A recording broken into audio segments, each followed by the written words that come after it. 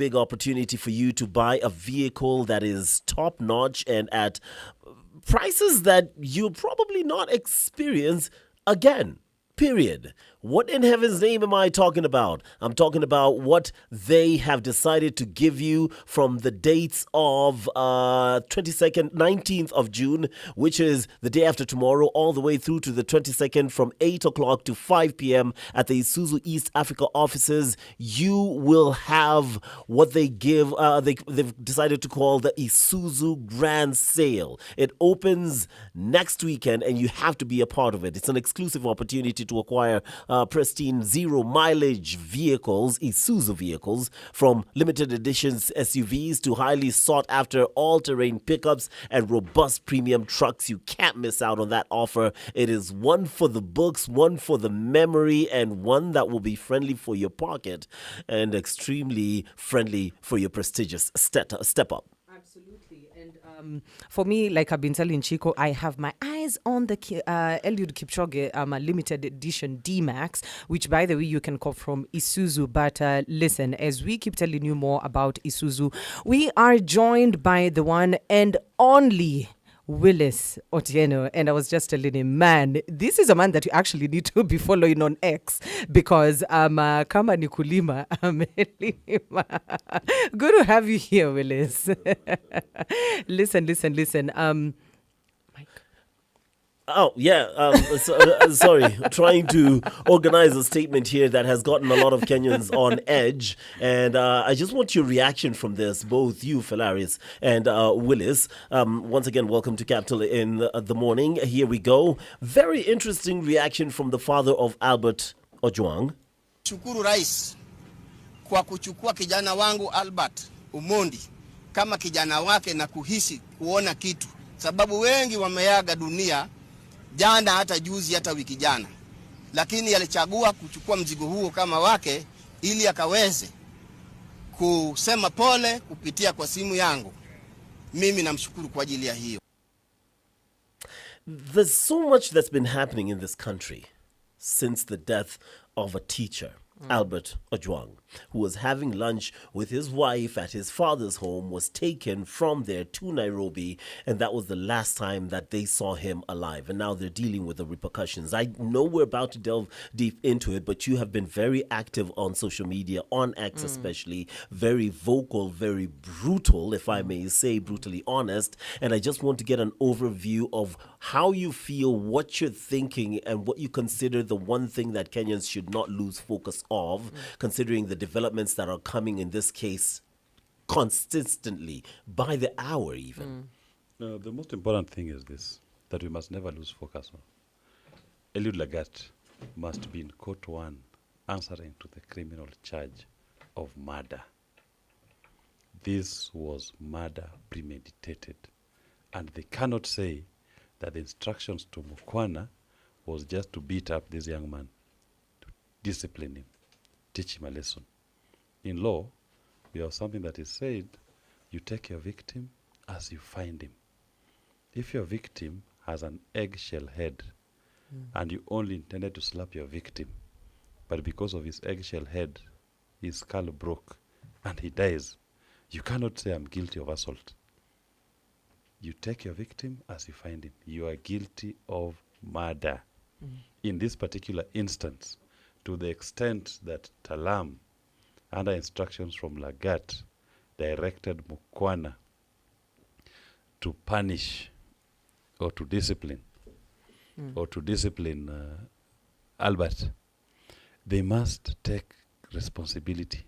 All those three must be in court one, charged number one with the offense of murder. That is the one thing we should never lose focus of. The stories about stepping aside, resigning, those are just motions. Those are not enough. Those are the motions that lead us towards the charging of Lagat for the offense of murder. Premeditated murder. That is what we are dealing with now. Sorry, I'm going to read something out that Lynn Ngugi has just posted about an hour ago, and get your thoughts on this one, Willis. I have a theory. If I leave the team that does all the dirty work to keep me in power, the intimidation, the cover-ups, even the killings, then don't sacrifice me when the heat rises. You protect me. Why? Because if you throw me under the bus, the rest of the team will never lift a finger for you again. They'll know that their loyalty means nothing. So what do you do instead? You keep me far from the crime scene. You spin the narrative. You advise me to step aside, not as punishment, but as a strategy, while I still control the game from the shadows. You throw a few coins at the grieving family. You send a statement laced in empathy, but hollow in action. You promise reforms you have no intention of making. You bet on Kenyans to move on, and we usually do. Albert's death wasn't a mistake. It was a message, a warning, a consequence of asking too many questions in a land where truth costs lives. And the real puppeteers, they'll keep dining in state houses. They'll quote scripture on Sunday and sign death warrants on Monday. And together, we wait. Wait for the outrage to fade. Wait for Albert Owang's name to disappear from the headlines. Because that's how the system works. System niya? Majambas. What do you make of that? It's true. It's true. Ultimately, who is the beneficiary of all these things? This public intimidation, the harassment of the Kenyan people, those who are uncomfortable with the questions of accountability. It's William Ruto's administration and himself. And I always say this. When you look at William Ruto, what instruments or what arm of government is he using to perpetuate himself? William Ruto spends more time with police or security sector than he spends in the industrial area. Why? You'll expect him to be going to industrial area every morning to meet with manufacturers to discuss how to boost manufacturing in this country. But the man is always with police because he's using the police as the anchor of his administration. It's about intimidation. It's about threats. It's about killings. That is where he finds his comfort from. And when the police, and they've done this before, when the Gen Z were up and out last year, you had a unit moving around in a brown Ford Ranger. Yeah. Men in civilian carrying guns, shooting civilians, killing them. Nobody called them to account. In fact, you followed that unit, there was no police station they were reporting to. You couldn't tell which officers are these. There was no officer that you can say they were under, who they were answerable to as an OCS. So this was a special unit that he had set up, or his team had set up, for purposes of intimidating the young people who are demanding for accountability and good governance. So he is actually the beneficiary. And I will not be surprised if Lagat was even the convener of this unit.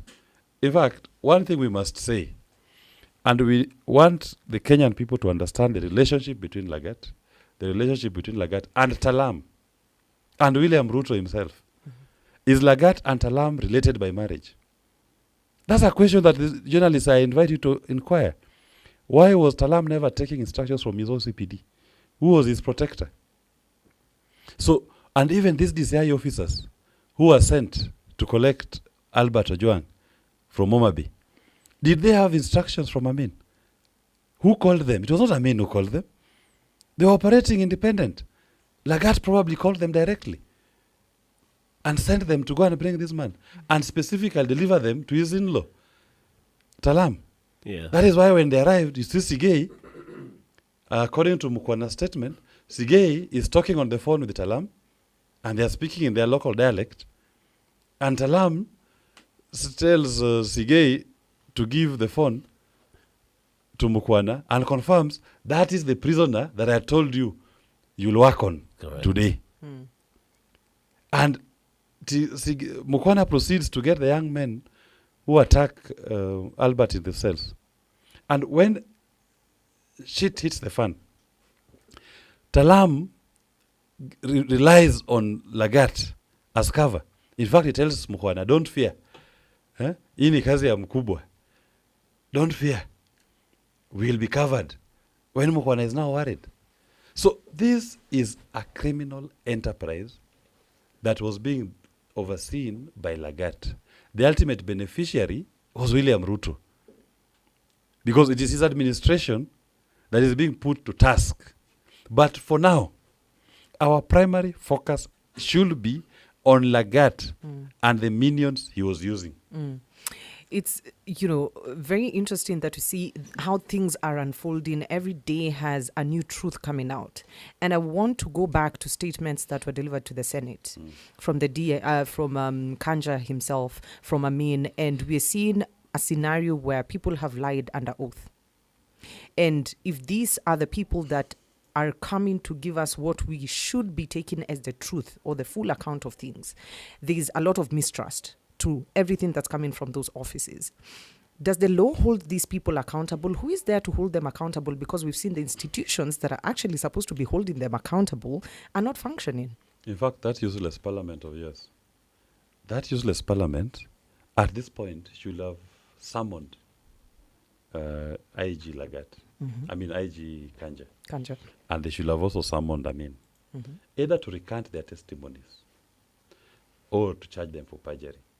We must take it that maybe you can give the benefit of doubt that they read that which they had been given by the officers who were involved in the killings and were trying to cover up. I will err on the side of, I'll give them the benefit of doubt. But having now known, I expect Amin to be forthright, because Amin knows the truth. The officers who went to Homa Bay were DCI officers, but he didn't give the instructions for them to go to Homa Bay. He should tell Parliament the instructions came from Lagat. I didn't issue an instructions for them to go to Homa Bay. Correct. Why did Lagat cross over into DCI and instruct my officers without my participation, without my knowledge, without my approval?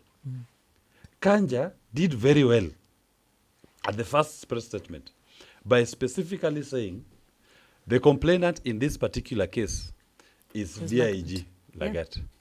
So he exonerated himself. He said whatever was being investigated, the person who initiated it was DIG Lagat. And what we must now look beyond that, if I read Kanja's statement, is asking ourselves, did the complainant in any way abuse his office or overbear his office on the criminal trial investigations process in relation to his complaint? And in this particular instance, he did. Because he flouted everything as we know it, including organizing for the suspect to be tortured. Because don't call it discipline, we must call it for what it is. Correct. It's an act of torture that they had planned in a police cell. The moment a policeman moves away from being a law enforcer to become a perpetrator of illegality, of torture, then there's no police service you're dealing with here. This is an organized criminal unit that is wearing uniform, but funded by the taxpayer. And they spend now their time using that opposition to undermine the rule of law. That is what Lagat was superintending over. Lagat was the head of a criminal enterprise. We cannot call it that this was now police duty. When a policeman stops applying the law, he ceases being a policeman. He's a criminal, but only in uniform. That is what Lagat and his minions were in this particular instance. How many laws have been broken here? Because I'm seeing a situation where there's conspiracy, there's interference with an investigation, there's perjury, there's evidence that's been tampered with. How many counts are we looking at? How many violations have been done? There are so many. In fact, if you were to look at it, it starts from conspiracy. Conspiracy in the sense that all these players, in one way or another, they conspired to commit a felony, the felony being an act of murder. Number two, the ultimate offense itself, murder. Murder of Albert Owang. We have perjury. We have tampering with evidence. We have concealment. There are so many charges that can be levied against this gentleman. There is torture, assault causing grievous bodily harm. But for purposes of criminal law, what we normally say, you go for the ultimate. You don't now start charging him for conspiracy, all these little offenses, which are attracting 3 years, 6 years imprisonment. No. Go for the ultimate. The ultimate is murder. And when Lagat is convicted of the offense of murder, we expect the ultimate penalty to be imposed. Death by hanging. This is one instance where I hold the view that we should do away with the moratorium on the death penalty for purposes of sending a message that when somebody sitting at a senior, high-level police position, entrusted with overseeing the protection of Kenyans, sits down to plan and to execute the killing of a Kenyan, despite the fact that I am anti-death penalty. In this particular instance, I will say, Kenya, we must suspend the moratorium on death penalty for 1 week. We hang Langat. He must be hung by the neck until he dies when he is convicted of this offense of murder. Otherwise, you will be encouraging this kind of conduct. I want to believe that for these guys to do what they did to Albert, it's not the first time. Correct. They've done it so many times. And gotten away with it. Yeah. Now we must send a message. And this message must percolate to all the police and anybody wearing uniform. That the uniform has an honor to it. And that honor is that we've given up our sovereignty, part of it, to you, to protect us. You cannot abuse it by turning to become our tormentor and our killer. So, to send a clear message, Lagat should be charged with the offense of murder.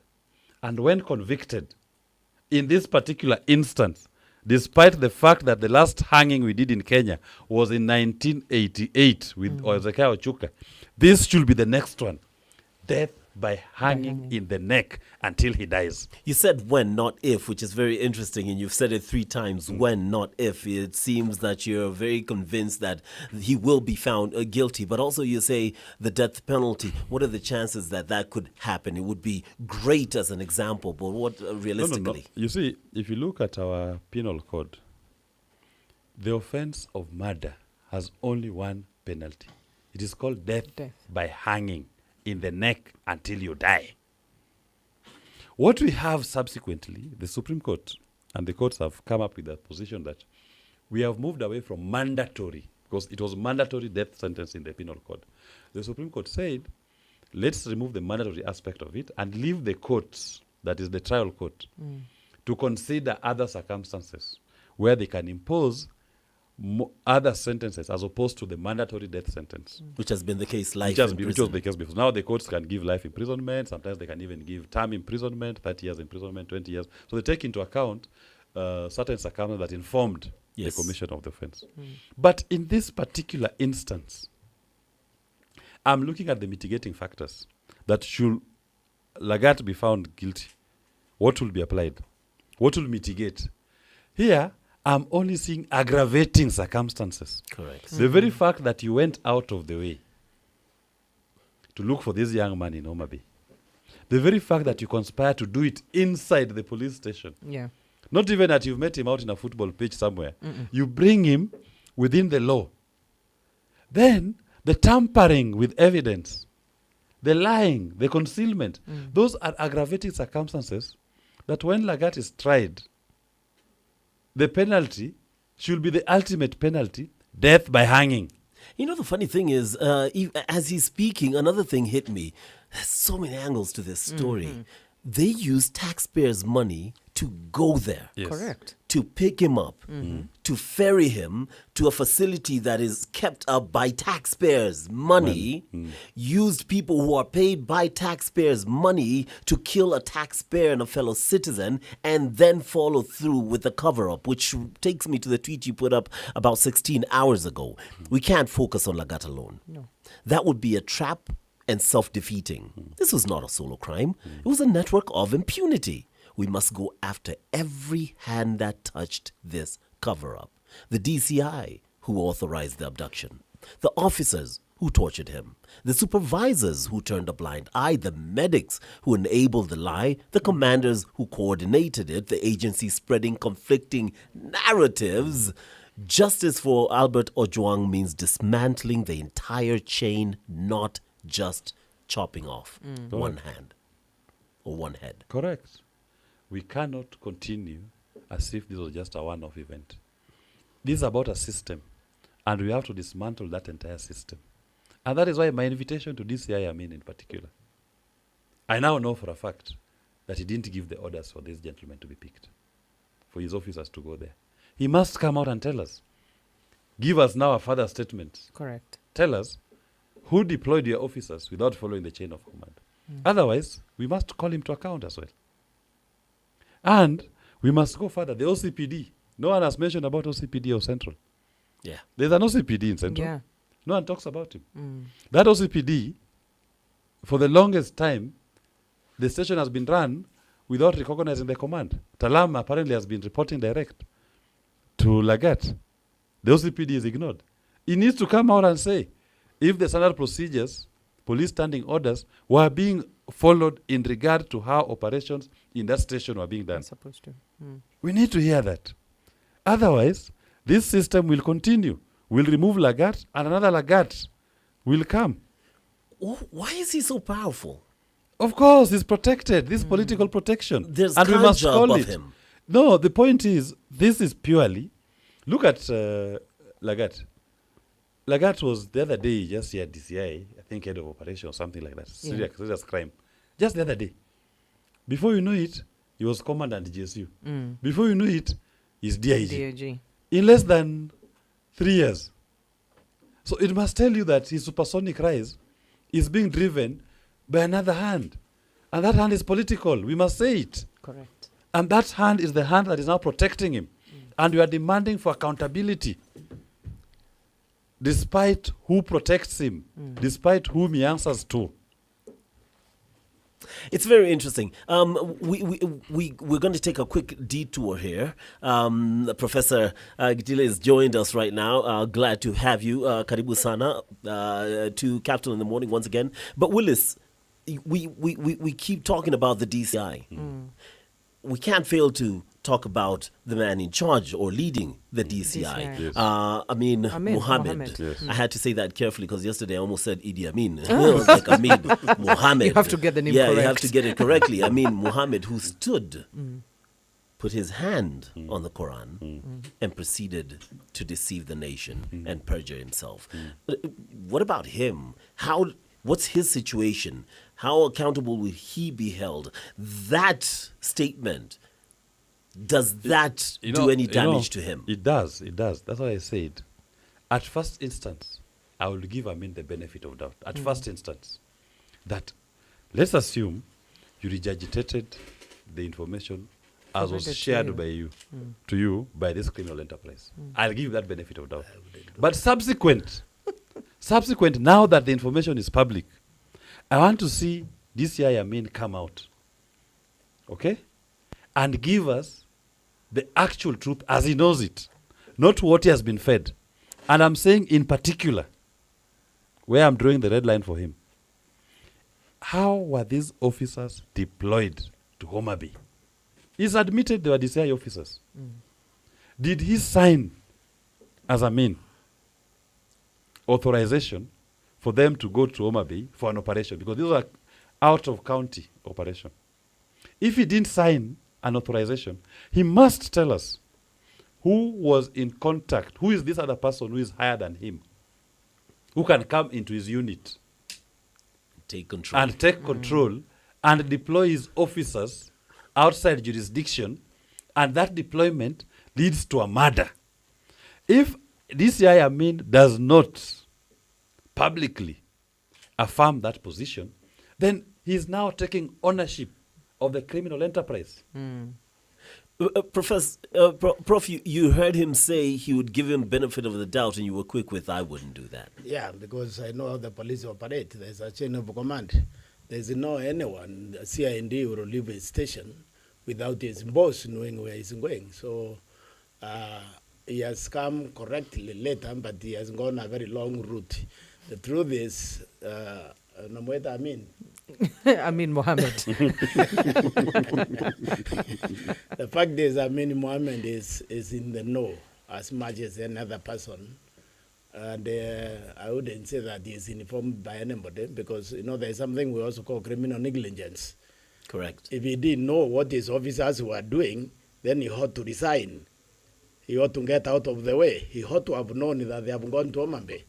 He ought to have known that they have come here with somebody against the law because the police operation procedure is clear. Crime is committed in Omambe. You take somebody in police station in Omambe, you take them to a magistrate in Omambe. You don't bring them to Nairobi. So what's happening here is these people have been used to killing Kenyans. and they have been taking it easy. They are totally used to it. Yeah. So it wasn't a big deal for them. It's something they're used to. They're used There's a to pattern it. to it. Yeah. In fact, this whole idea about this guy entering that station alive, I doubt it. Because why would somebody tamper with the CCTV cameras if he came alive? This guy was killed during the torture. What I think happened is they handed it over, and this is another problem. As a country, we need to begin thinking how to get out of it.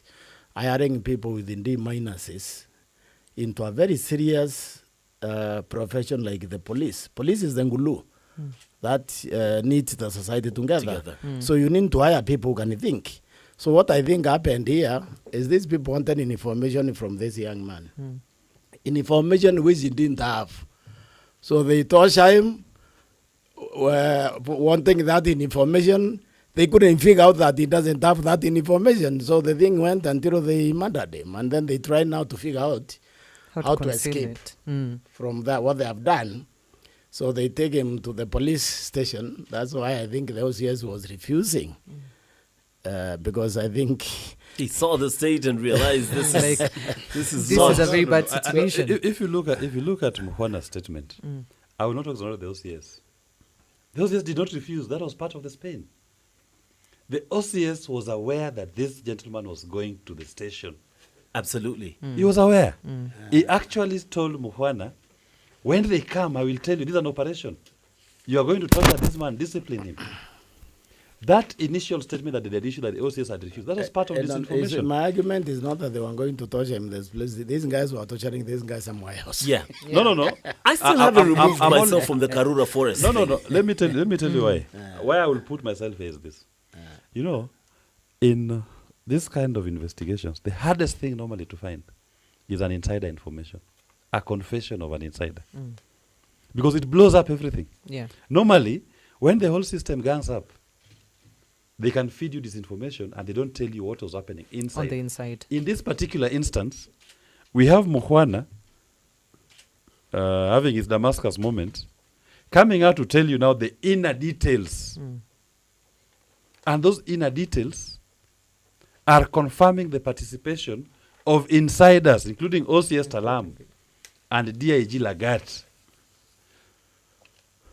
If you try to push him to Karura, you'll be now trying to pursue, in my view, that will be a pursuit into nothing. Somebody is sending you to chase a hare. Because when you talk about Karura, the first thing you ask yourself is, okay, who saw him in Karura? You have nobody. No one. You ask Karura Gate people, they tell you you never saw any vehicle coming to Karura at night. You ask, you don't see. But in this particular instance, you have an insider telling you, yes, I was there. But Willis, I got these two. I got. Let me just finish. I got these 4 men. These 4 men are alive. I got them. They beat him. I'll send money.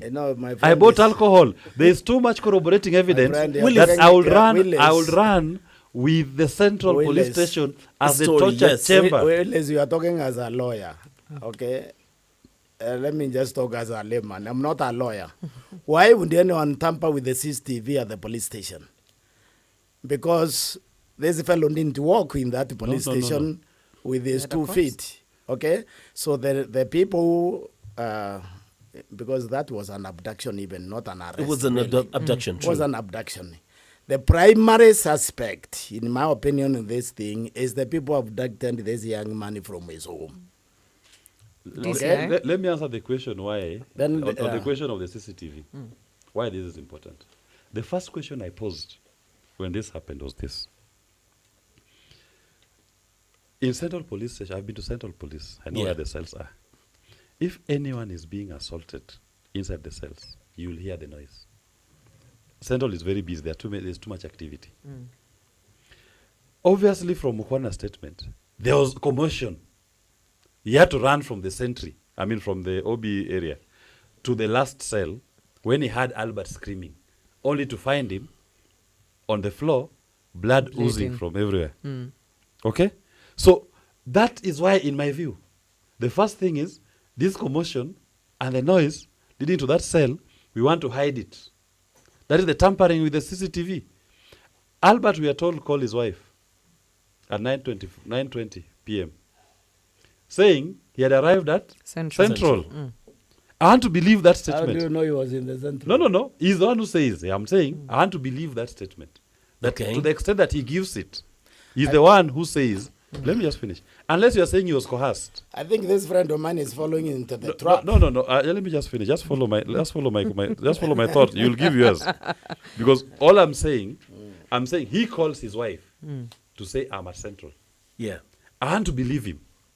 And his presence at Central is corroborated by a police officer who is culpable for his torture, saying yes, he was at Central.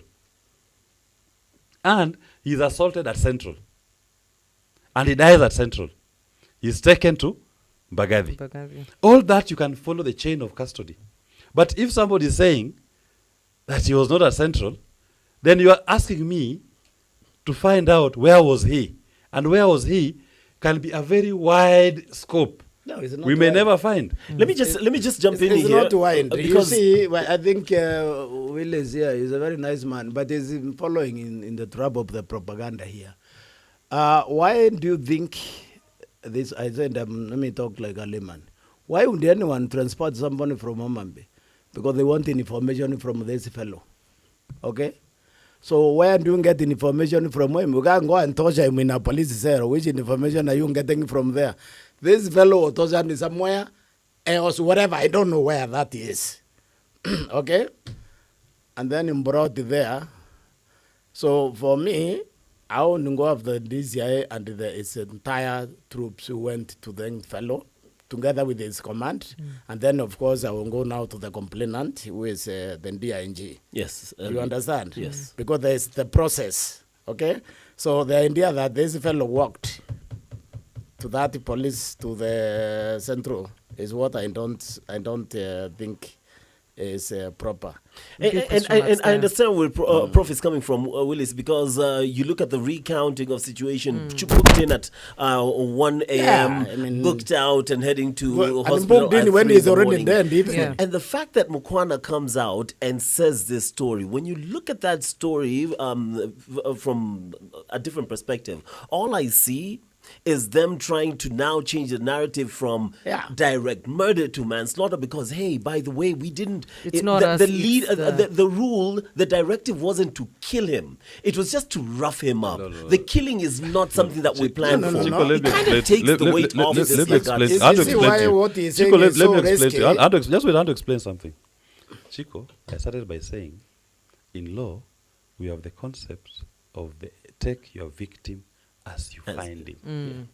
Even if you set out to commit a simple assault, and you just push someone on the head like this, a tip on the head, and the person dies because he has an eggshell head, your offense is not assault. It's murder. It is murder.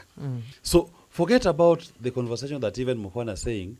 We just wanted to discipline. But he him. changed his no, story. No. I'm just explaining. He changed his Understand? story, Understand. right? The point is, the fact that someone died, what is being investigated is the offense of murder. Yeah, It yeah. is not assault. And Willis, it cannot be mitigated by saying we fair enough. intended I want to only say- assault. Rough I him want up a to say, little Willis, bit. I want to see what these people are doing. They are arresting somebody who was not in that station. This was, yes, of course, was in the sink. He knew everything, okay?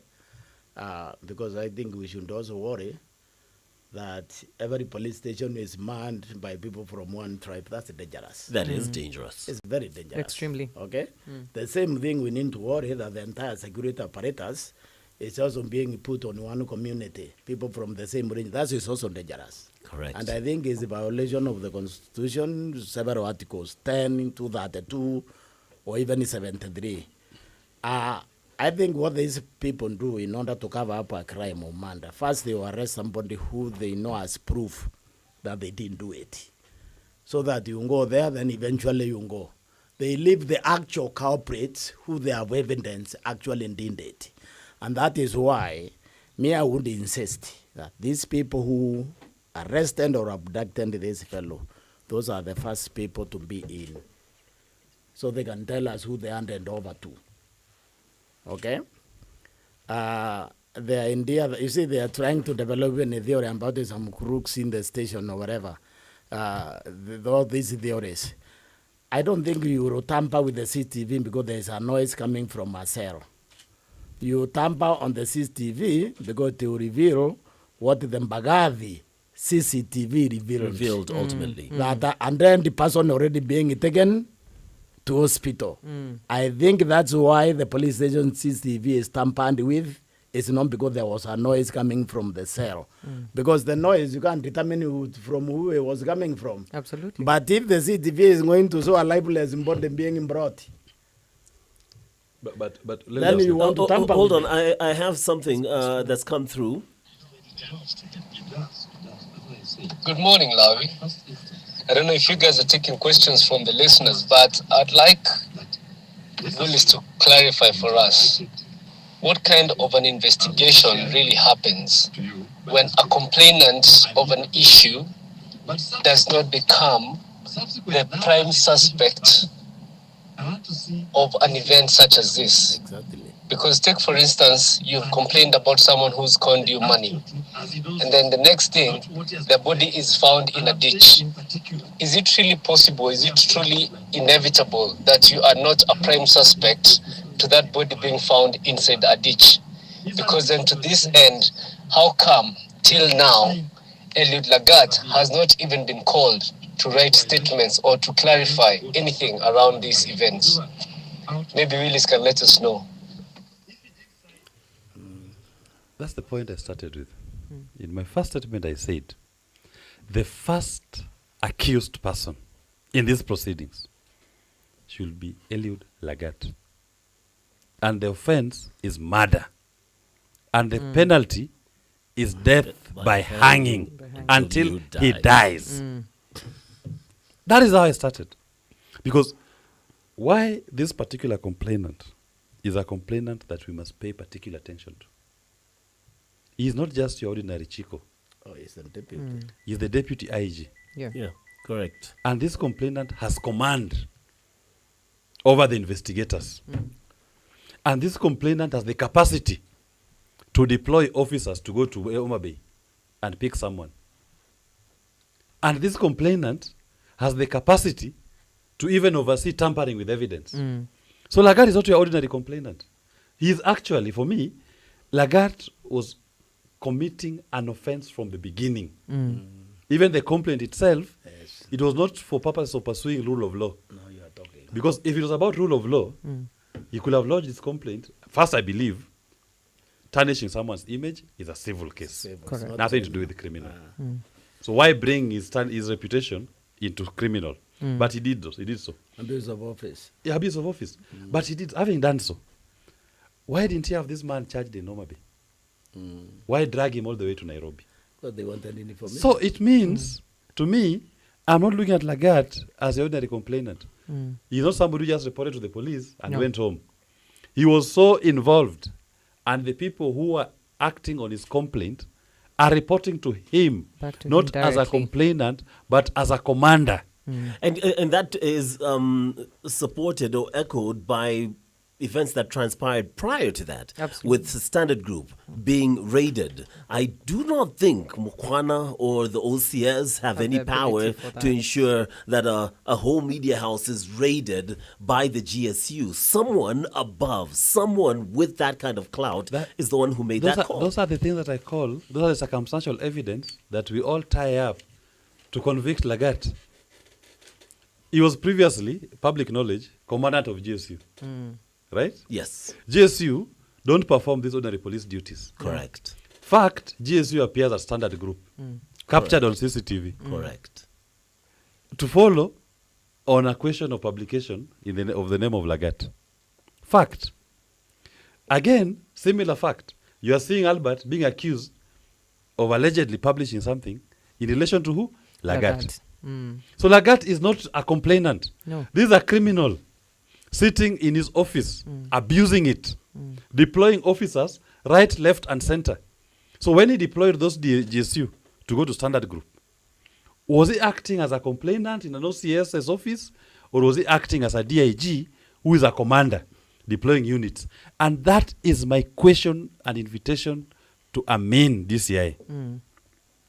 Having now established that Lagat deployed GSU, who have a commandant, to go to standard group, can Amin confirm to us if equally these DCI officers who are deployed to Homa Bay, were they acting under his instructions as Amin, or were they equally deployed by Lagat, the complainant, as he did before? I see your point. That is where, for me, because what we are witnessing... In other words, he could have gone on top of one. Yes, in fact, that is what is happening here. Lagat was a complainant. Lagat was Makes just sense. a criminal running loose over riding every police protocols that we know of to pursue his own ego, because all of this end up to being an ego.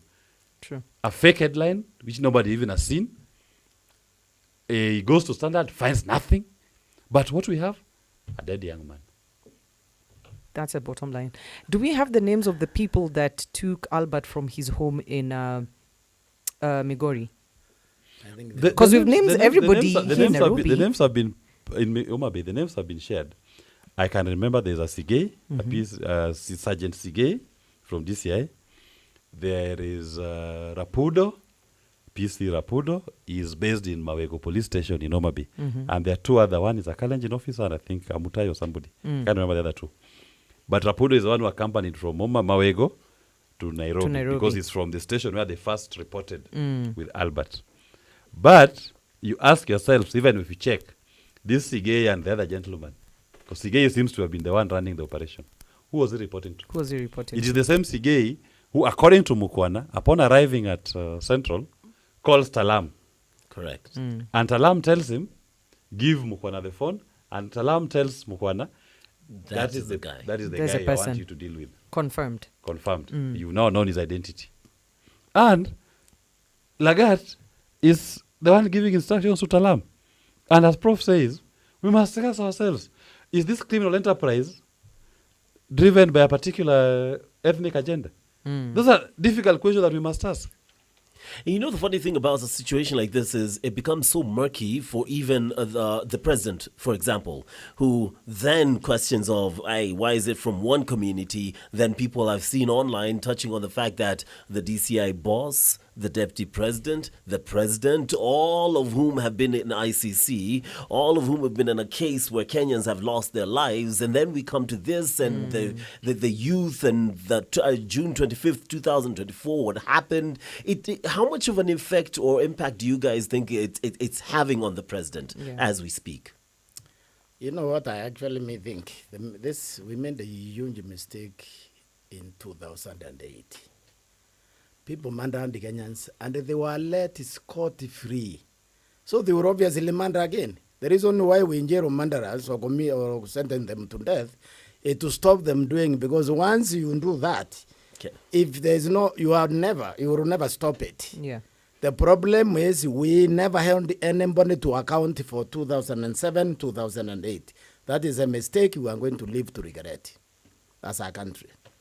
It's interesting. I'm not accusing or making any statement here of accusation. Yeah. But when you've been to the ICC and you're not completely exonerated either, No, and then there's a case of youth being killed under your watch, and you call them treasoners. Treasonous criminals. When you have a man stand up in public and say he watched you kill someone with your bare hands and nothing is done, you don't even question, you don't even go for defamation, you just remain silent, and I'm speaking of Jirongo here, it kind of paints a picture that would you want to clarify such a situation if you were in the president's shoes?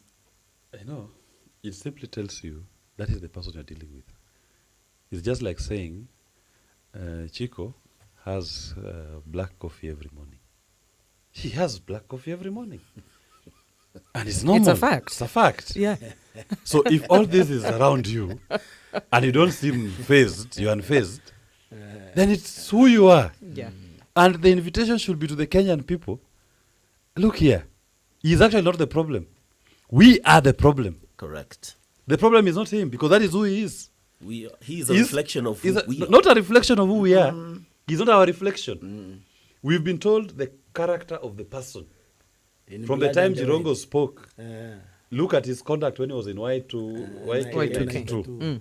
Look at his arraignment in ICC to the killings of our young people, Gen Zs. He's not the party, he's who he is. Why do somebody still support such a person? Then he's not the problem. You are the problem. Correct. Then it means that person maybe represents your values. Killing is an accepted value to you. Death in unfair circumstances is an accepted value. But it is upon the electorate, in this particular instance, his character, his conduct having been a question of public knowledge. We should ask, why should we have such a person to lead us? Why should we even have support in any part of this country? What is it representing in an office that you say, I wake up every morning to look forward to what this man brings to me as a citizen?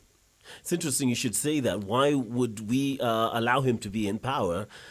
Question is, will we be able to take him out of power? He came out with a statement just the other day saying that, hey, listen. He cannot hand over mimi power. siwezi patia mtu. I can't hand over power to people who don't have a Let plan. me tell you something, we have heard that before. This is not the first one. Uhuru Kenyatta told us, you give him even when he wins, okay? When you look at our laws, there is no such thing as handing over power. People, it's assumption of office. The law is very clear, but also if this fellow, because what I think is, he is not Uhuru Kenyatta though. We need to be very careful dealing with William. You know, there's some book by a Polish man, and he said that half of humanity could already be dead. Even though they are walking around here, because he talked about the soul. In that book, he said the soul is assumed in the first 18 months of your life, so some people may never actually get it. Now, when you have a soul, it means you have shame, it means you have empathy, okay? It appears to me that the politicians in Kenya have no soul. They don't feel. They have no feelings. You understand? Correct. Now, you see, Uhuru, even though he said he wouldn't have, when the Kenyans spoke, he did. Okay? Yeah. Now, people need to develop scenarios here when they're dealing with this government. Possibility of actually creating violence, because there is even an act, a bill they have proposed in Parliament, intended to give the president-elect the same power as the sitting president before the fellow is sworn in. You see, they want to create two centers of power so they can create the Sudani situation in Kenya where there are two competing forces. Because the election is disputed, you can't say which direction the dispute may take.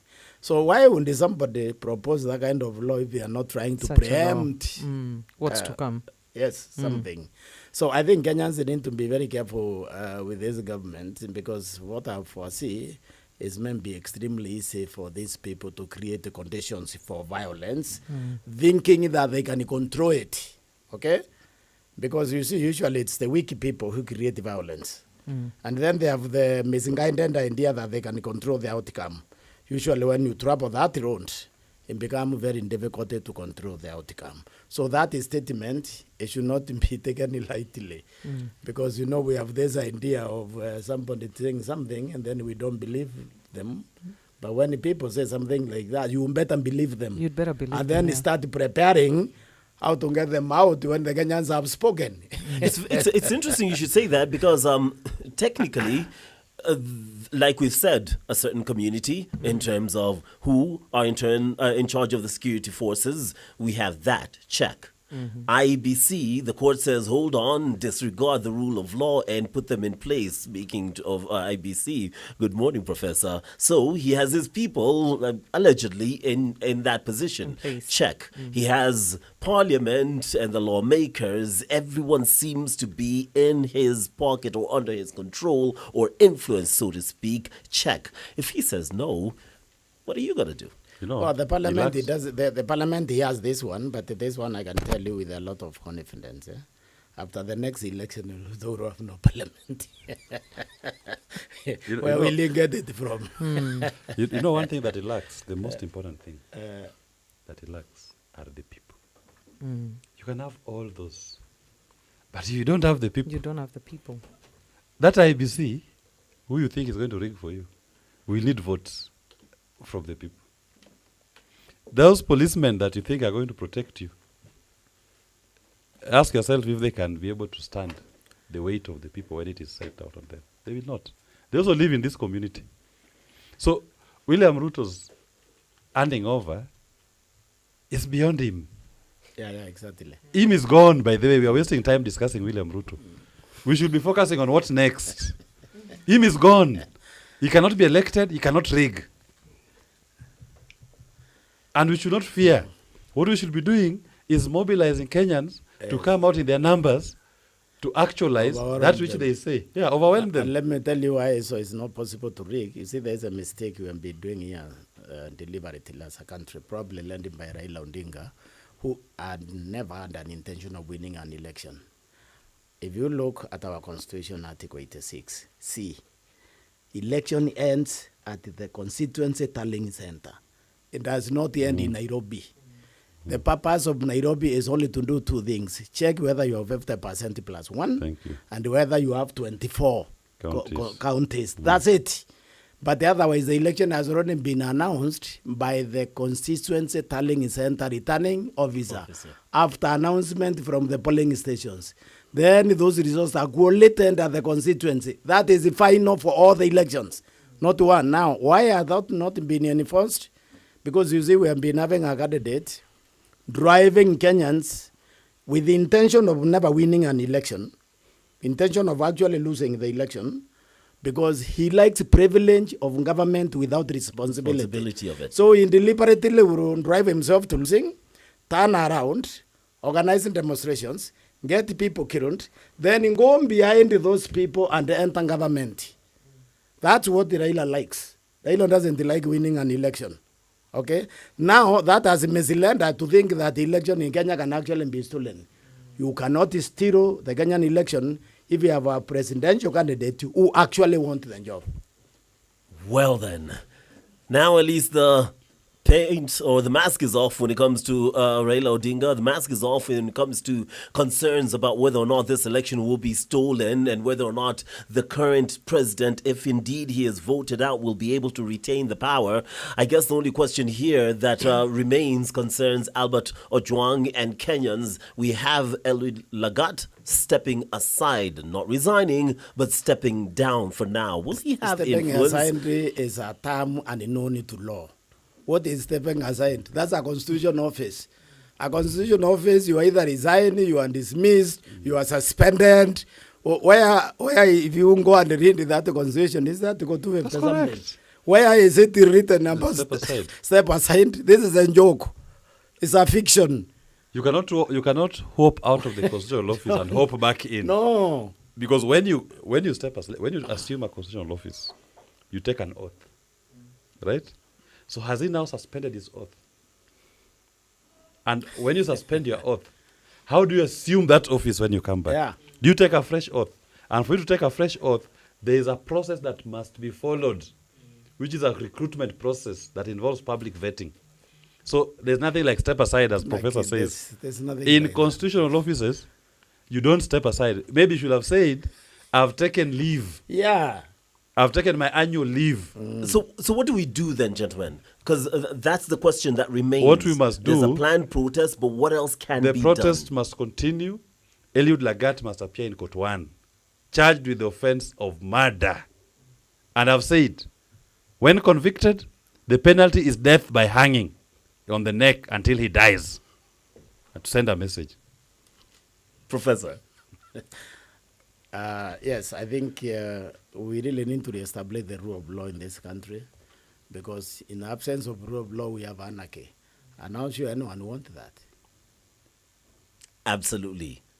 Well, man, what a conversation. It is an honor once again, as usual, to have Willis and the professor in the house right here on Capital in the Morning. We will be having the professor back because we want to talk about the IEBC. We want to talk about the boundaries. We want to talk about that election. Speaking of which, you've been a proponent of that election happening in the 5th year, not after 5 years. Yes. And read your constitution, Article 136(2). A. LSK president was here, Faith. She said, nah, read the Constitution, and I don't agree. I'll tell you this. Read the Constitution yourself. Article 136 2A. It says, the presidential election shall be held on the second Tuesday of August in the 5th year. Not after 5 years. Not every 5 years. The word used in the 5th year. And if the LSK president is disputing this, I want her to explain to me. When Uhuru's elections, the first term, were conducted, It was not on the 5 years. he had not done 5 years. Actually, had done it was 4 years, 4 5 months. Yeah. The parliament then only served for 4 years and 3 months. Because the elections were held inside the 5th year. But legacy politicians have sold a narrative that I'm elected to serve for 5 years. Ask them to tell you, where do you find your claim for 5 years? I hope you have moved to the court on this. We have moved the Supreme Court. Because you see what happened, Omotata didn't argue this matter in court. For some reason, the judge went to Article 177 on the MCAs, and they used that one to overrule Omotata on this issue. So It's a dirty game. It's a dirty game, and the waters being played in happen to be Kenyan and the Kenyan people.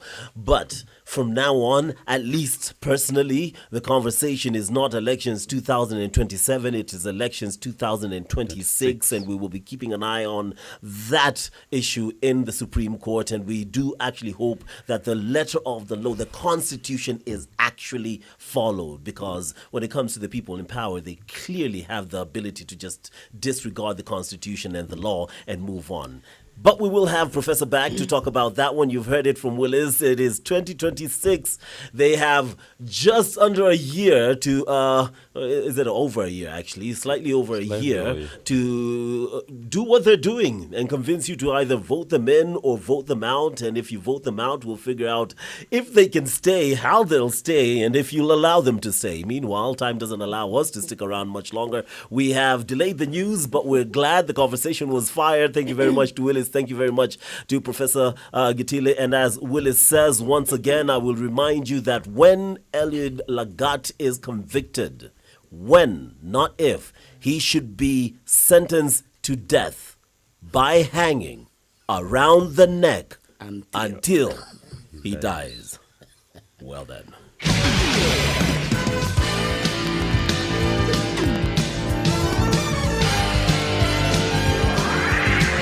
Best mix of music, Capital FM. Capital Newsbeat. Governors demand removal of control of budget.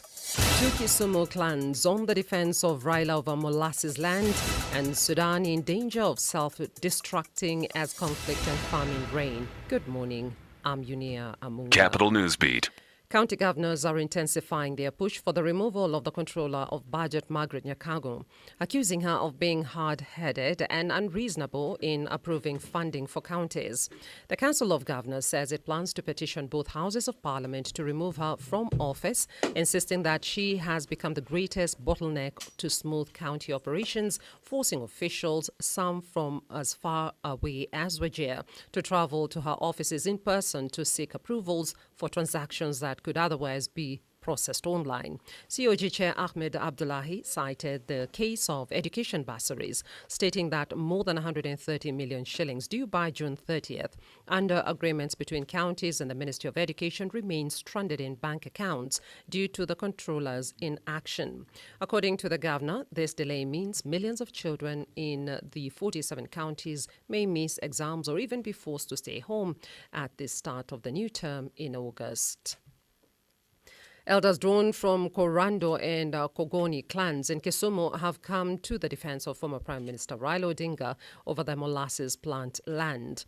Recently, Raila donated 5 acres of the land to the government to construct affordable housing units. However, a section of the community accused the developers and the government of seizing ancestral land without consulting the community. Yesterday, elders drawn from the two clans disowned those who spoke on behalf of the community, terming their move selfish with no substance. These two individuals never consulted the leadership of the Kogony community, and their statement was self-serving. We wish therefore to state as follows. The land where the Kisumu molasses plant stands and the land where the affordable houses project is set to be constructed, we gave out this land voluntarily and we were compensated by the government.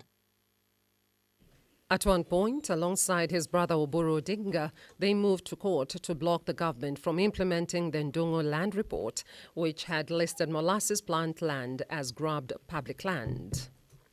Foreign Affairs Cabinet Secretary Musalia Mudavadi has warned the international community against pursuing unilateral approaches to conflict resolution in Africa, cautioning that such efforts risk undermining regional mechanisms dedicated to securing lasting peace, particularly in the Horn of Africa and the Great Lakes region.